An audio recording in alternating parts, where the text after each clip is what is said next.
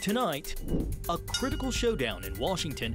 Trump's massive tax plan hangs in the balance. Can Republicans deliver, or will infighting sink his agenda?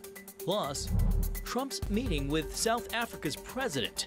After months of tension over race, refugees, and land rights, what's at stake in this rare face-to-face? And Israel preparing to strike Iran? A new report points to possible action, with American officials watching closely. And lives and homes gone in an instant. They lost everything. Stuff. After deadly storms ripped through the South, CBN's Operation Blessing bringing hope to hard-hit communities. And a 4-year-old boy, a chance encounter, and a life forever changed. Sometimes you can't explain everything. Perhaps that's divine intervention. The powerful story of how a judge took in a child and raised a lawyer. All this and more tonight on Faith Nation.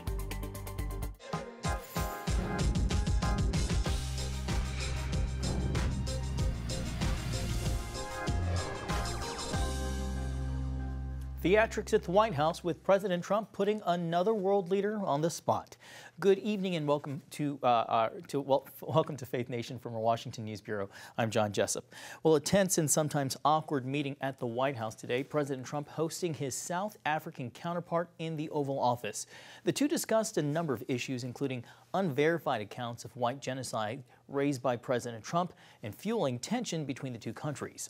Last week, the Trump administration welcomed 59 white South Africans as refugees who claimed they were victims of genocide. CBN senior White House correspondent Kelly Wright is here with more. Kelly, after the meeting, media outlets used words like ambush and false claims referring to President Trump's claims of genocide when he played a documentary that showed alleged atrocities against white South African farmers. Kelly, how did the two leaders handle that conversation in front of the media?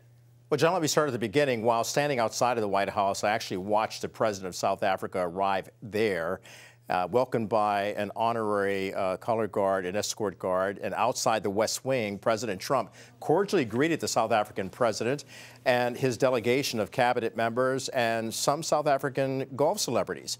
Inside the Oval Office, the two leaders initially discussed golf, the G20, and trade. But the conversation took on a more dramatic role after President Trump answered a question about the alleged genocide of white South African farmers. That's when Mr. Trump showed a brief but disturbing excerpt of a documentary with black South Africans calling for the killing of white South Afrikaner farmers. The two leaders discussed the serious nature of the issue in front of the media. I must tell you, Mr. President, we have had a tremendous number of people, especially since they've seen this. Generally, they're white farmers, and they're fleeing South Africa, and it's a very sad thing to see. But I hope we can have an explanation of that, because I know you don't want that. We were taught by Nelson Mandela that whenever there are problems, people need to sit down around a table and talk about them. Well, there are problems. And this is precisely what we would also like to talk about, including, of course, trade matters, investment matters. Yeah, so, John, you can see there that the South African president was trying to be more moderate and actually brings a sense of calm into the room. And the president went on to drill down a little bit more about the white South Afrikaners, but those two are obviously discussing that behind closed doors. Some sharp de-escalation skills there. Kelly, the two leaders also discussed other important matters like the war in Ukraine. Why exactly did this conflict come up? You know, John, that's a great question. The two leaders discuss a number of armed conflicts going around the world today and right now. But what some people may not even know is the role that South Africa has been playing in helping in the ongoing efforts to broker peace between Ukraine and Russia. We've been involved in the Ukraine-Russia conflict for quite a while. Through my Minister of State Security here, we've been dealing with them, the exchange of children who were taken away, going through names and addresses and all that. So we've been invested in that whole process as well. And the moves that you're making are fully supported by us, because we would like to see the end of that war. Well, I wanted to see what happens with that when it's there's a lot of hatred, yeah. There's a lot of death. It's a bloodbath. It is. Like it is. I get the, unfortunately. I get the satellite pictures of that field, of that killing field.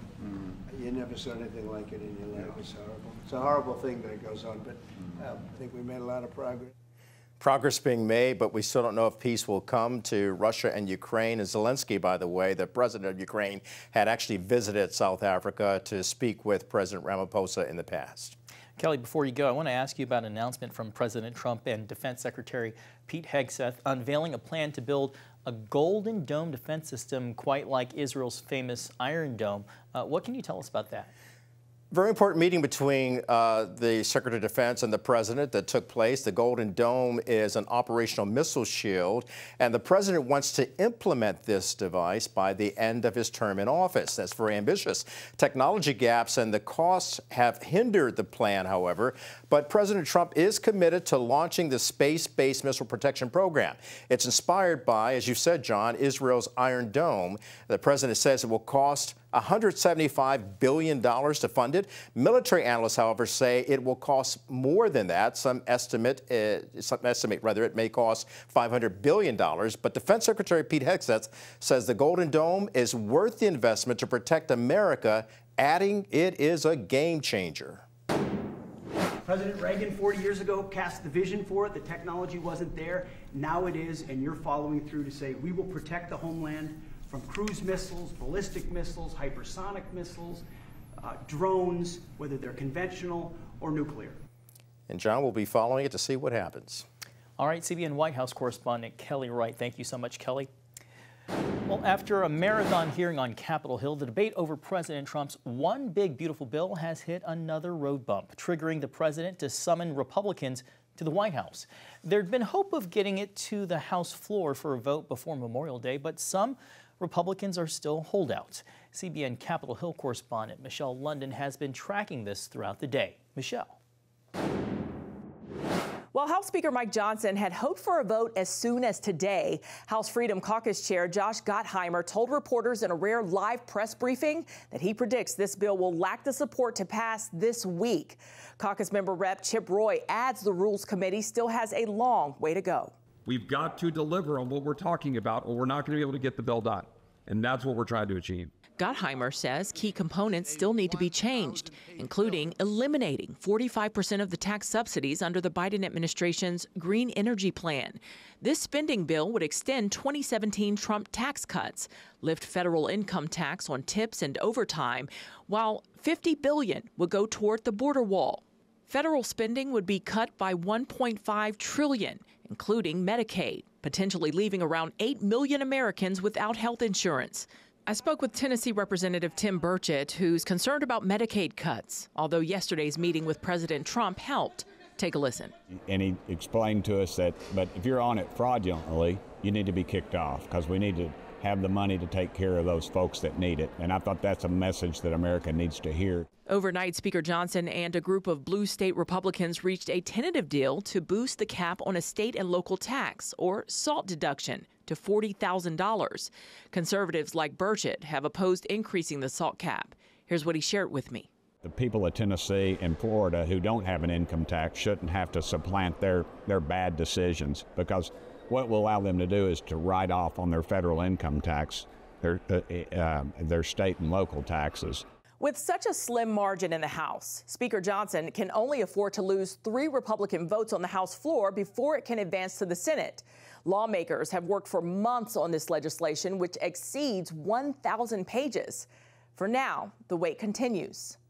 Michelle London, CBN News, Washington. We'll be watching. Thank you, Michelle. Well, a federal judge is weighing in after the Trump administration deported several undocumented migrants to Africa. Court filings say the migrants from various nations were sent to the East African nation of South Sudan without due process. Lawyers for 2 deportees from Myanmar and Vietnam say the Department of Homeland Security ignored an earlier ruling requiring time to appeal deportation to a third country deemed unsafe. On Wednesday, U.S. District Judge Brian Murphy agreed, saying the Trump administration violated the court order. DHS officials pushed back, saying the deportees are violent offenders whose home countries refuse to accept them. officials would not reveal where the migrants are ultimately headed, saying South Sudan is not their final destination. Well, in the Middle East tonight, signs that Israel may be preparing to strike Iran's nuclear facilities. CNN reports U.S. intelligence has picked up intercepted communications and observed military movements that suggest an attack may be imminent, although sources caution that no final decision has been made. The reported preparations come as the Trump administration continues pushing for a diplomatic deal to limit Iran's nuclear program. However, Iran's foreign minister insists uranium enrichment will continue with or without an agreement. A fifth round of indirect talks between Iran and the United States is set for Friday in Rome. President Trump has said military action remains an option if no deal is reached. Well, Michael O'Hanlon joins us now. He is a senior fellow and director of research in foreign policy at the Brookings Institution. Michael, welcome back. So if Israel does indeed move forward with a strike on Iran's nuclear facilities, what kind of military response could we expect from Iran? And then, is the United States prepared to contain escalation in the region, or are we inevitably inching toward an unavoidable military confrontation? Yeah, it's an excellent set of questions. I don't think I can predict. All I can do is frame some options. If Iran were to absorb a big Israeli airstrike against its nuclear facilities, I think that airstrike would be only partially successful in destroying some of the deep underground facilities. And so Iran could be expected, for one thing, to try to rebuild those facilities and certainly not let any kind of inspectors back in ever again, and basically commit to proving to Israel that Israel won't make the decision here and that Iran someday will have the bomb. So I think that would be one part of the Iranian response, and it might be the most consequential. But then there's also the possibility, as you suggest, that Iran may feel some kind of a need to respond directly and promptly, either with military action or perhaps more likely with terrorism. And Iran has already tried military action against Israel twice last year with the big drone and missile strikes, but didn't do very well. So I think there's a distinct possibility that it would revert back to its real strong suit, which is, of course, international terrorism. So that would be the set of choices I think that Iranian leaders would consider. The United States would have to consider, if and when that process has already begun by an Israeli decision maybe made without us, do we nonetheless want to help Israel, quote unquote, finish the job, knowing that Israel may not be able to really do much more than just inflict some damage on Iran, just enough to really make them angry, just enough to generate the kind of response that I suggested. So I don't know what President Trump would do in that situation. But a third point, and I'll finish, would be maybe this is all a bluff. Maybe the United States and Israel are coordinating this kind of apparent preparation for an attack to try to influence those negotiations that you referred to just a minute ago, and to try to extract better terms from Iran in any deal that may emerge. You know, speaking of Israel, after pressure from the United States, Prime Minister Benjamin Netanyahu agreed to let more food into Gaza. At the same time, though, key European allies are suspending trade talks and reviewing agreements over Israel's military campaign. How significant is this diplomatic shift?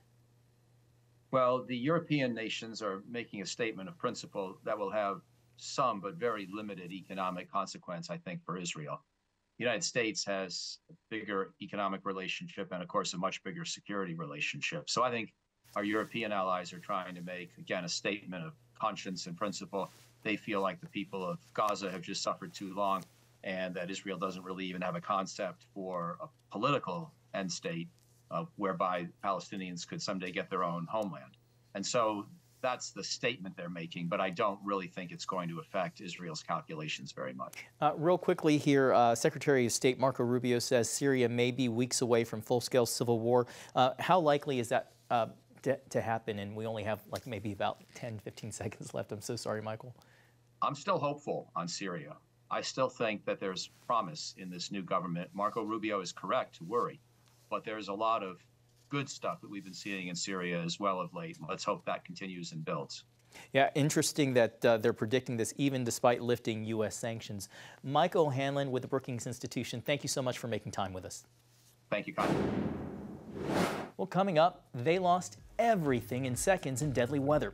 Who's bringing them hope and helping them rebuild one hot meal at a time?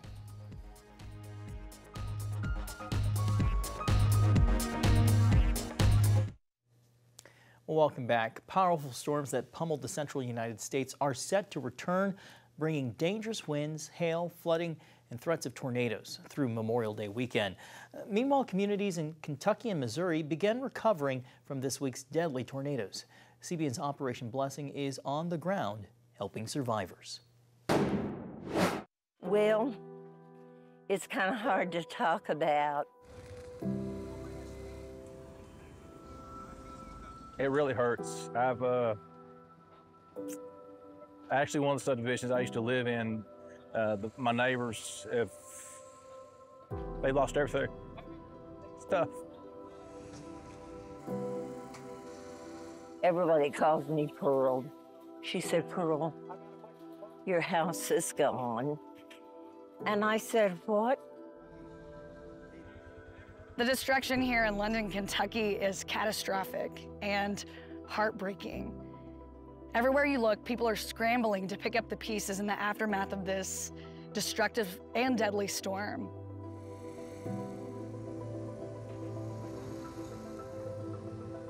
I want him to recover. Come back from this. Sarge. Never think anything's going to happen to you like this. When you see somebody else that's lost their home, I could almost cry for them. But I didn't even have a clue as to how bad it really is. But God is helping us, and we just had so much good help, I can't complain. The thing is, there's so many good people still. There's bad things that goes on, but there's still so many good people. We couldn't be here without the support of friends like you. And so we want to thank you for allowing us to be here and for allowing us to help those who need it most. People like Operation Blessing is what we need. That kind of support. That's the main thing that we're going to have to continue with is support. That's the main thing.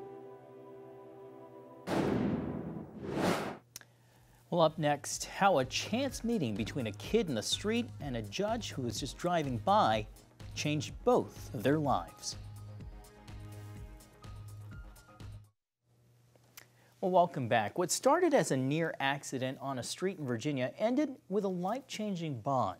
CBN Charlene Aaron has this remarkable story of a judge, a young boy, and a journey from survival to success.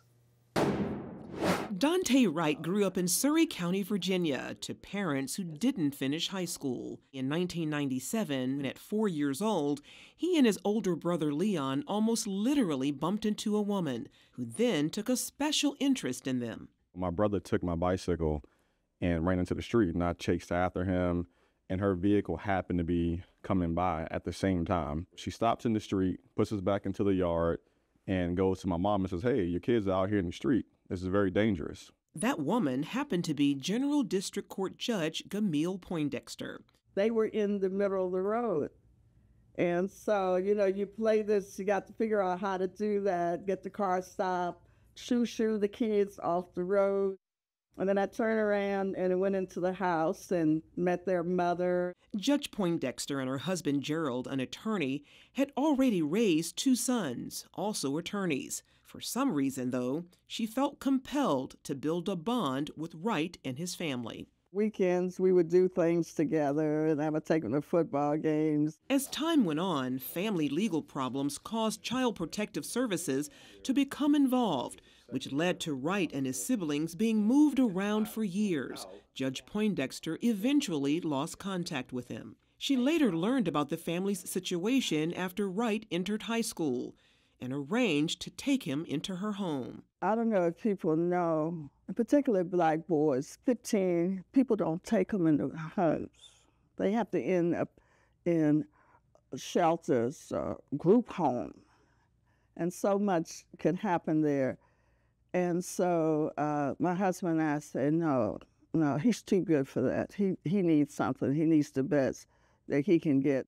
Wright thrived living with the Poindexters, graduating from high school with honors and earning an academic scholarship to Virginia State University. His next move followed a familiar path. I think I was planting a seed for law school. So he did criminal justice, and he did very well. And by the time he finished that, he said, "I'm ready, I'm going to law school." In 2018, Wright graduated with honors from North Carolina Central's School of Law and passed the District of Columbia bar examination on his first attempt, something he saw as impossible. I thought for certain I was going to fail the bar exam. Because again, you think that at some point, right, your luck is going to run out. Judge Poindexter served in the courts until her retirement in 2007. At Wright's urging, she reconsidered retirement.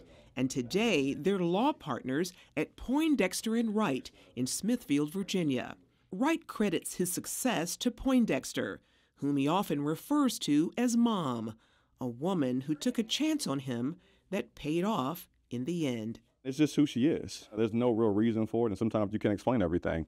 Life occurs, and perhaps that's divine intervention. He was a very special child. Charlene Aaron, CBN News, Smithfield, Virginia.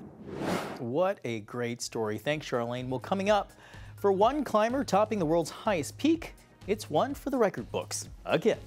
That's next on Faith Nation.